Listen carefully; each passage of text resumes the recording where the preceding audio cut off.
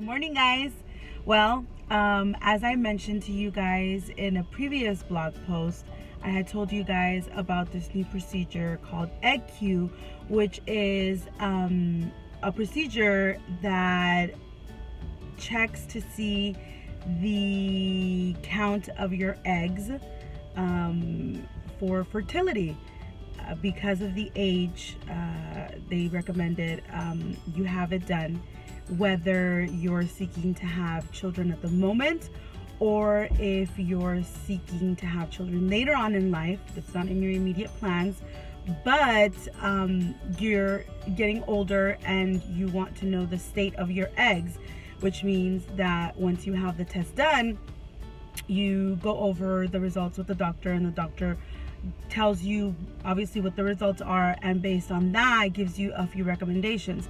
Obviously, one of them being, if you're losing your egg count, the best alternative to preventing fertility issues in the future when you decide to have children is freezing your eggs.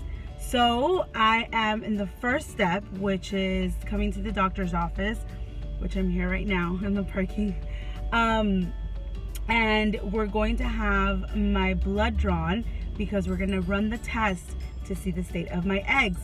After that, I was informed that the doctor will be contacting me with my results. We'll go over them, and then at that moment, depending on the state of my eggs, I decide what I want to do with them, since having children is not in my immediate plans. So I'm bringing you guys along because I shared the information and the conversation that I had with the doctor regarding the procedure. It's in my previous blog post at beckyboricua.com. Make sure to read that, and here is a vlog recap of the procedure.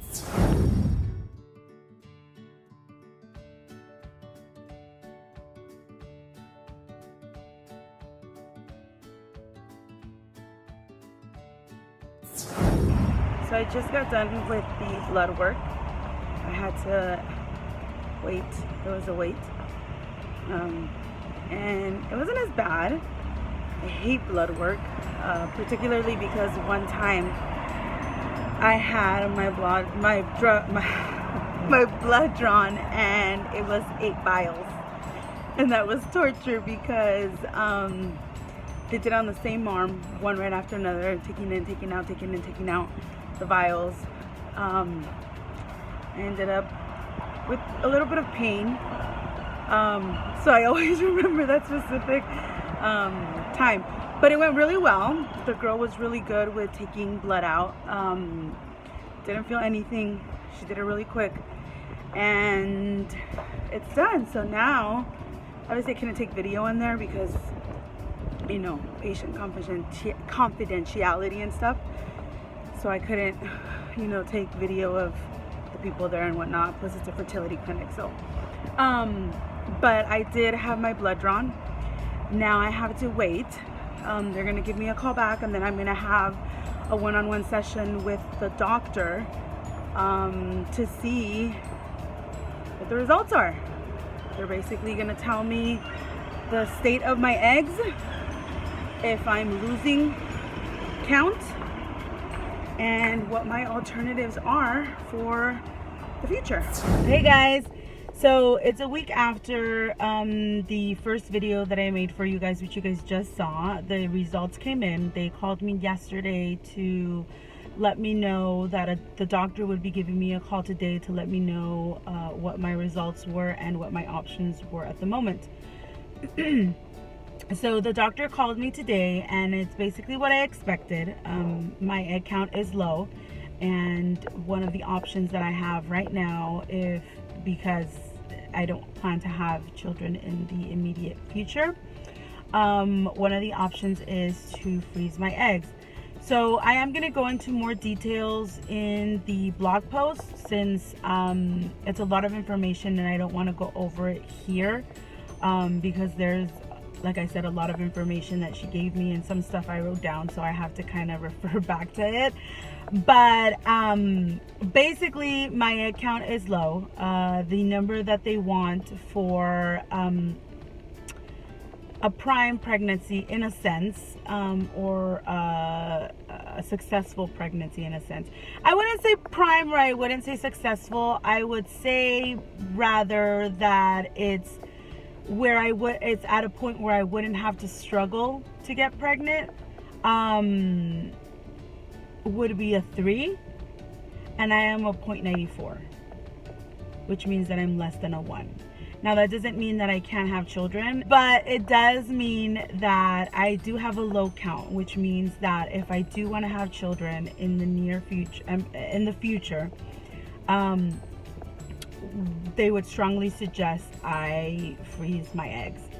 If I just, and I asked her if I was in a relationship right now and I was ready to have children, if I should freeze my eggs now, if I should try in vitro, or where am I at this point.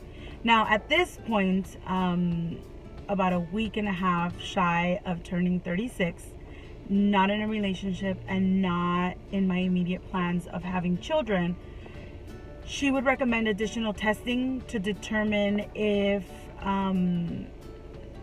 the results of those testings match the testing that I did right now. Then that would indicate that yes, my egg count is low, so we would need to freeze my eggs. She said that if I was in a relationship and I was looking to have children now, she would have me try naturally for about a year, and if I don't get pregnant within a year, then she would have me see a fertility specialist.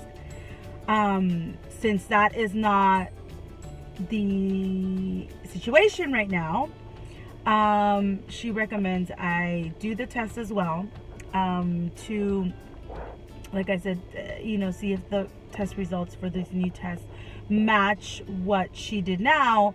Then she would strongly recommend doing the egg freezing, so I can use that in the future. I asked her several questions. I asked her about the egg freezing, the cost, and all that stuff, and all of that will be detailed in the blog post because, like I said, it's a lot of information. I asked her a lot of questions. Now, in regards to the factors, which was one of the questions that I had for her, I wanted to know if there was something that I had done in order to have that low count. She said that while there's not a range for a specific age, there's a range for pregnancies and the difficulties that you'll have, but there's no range per se as to, hey, you're 35, this is what your range should be. However, she did say that based on my age, she would have expected it to have been a little higher, not 0.94. However, when I asked her about if there was something that I had probably done in order to make that count lower, she said that one of the main things that lowers that count is chemo and radiation, which I have not done. Ovarian surgery, which I haven't had either, and smoking are 3 of the main factors that have you lose egg count faster than usual. She said that if it's not one of those 3 reasons, then basically it's nothing that we did. It's just genetics. So I also asked her if there was something that I could do now to delay the egg count from being lost or from going down. And she said that basically there's nothing that we can do besides living a healthy lifestyle because it's genetics. So this is where I'm at. And I will talk more about it in the blog post. I will tell you all of the questions that I asked her, what the answers were, what the cost is to freeze the eggs, and that about wraps it up. And the reason that I'm doing this is because I know that there's a lot of women my age, or maybe even older, or maybe even in their early 30s that are in the same situation. We're putting off children for various reasons, whether it's because we're not at a point where we want to be in our career or where we want to be in life, or we simply just haven't found the person. So when I was told about this test, I really liked the idea because a lot of us down the road, if we have issues with getting pregnant, I didn't want it to be like, most of us would be like, well, had I known, I would have done something.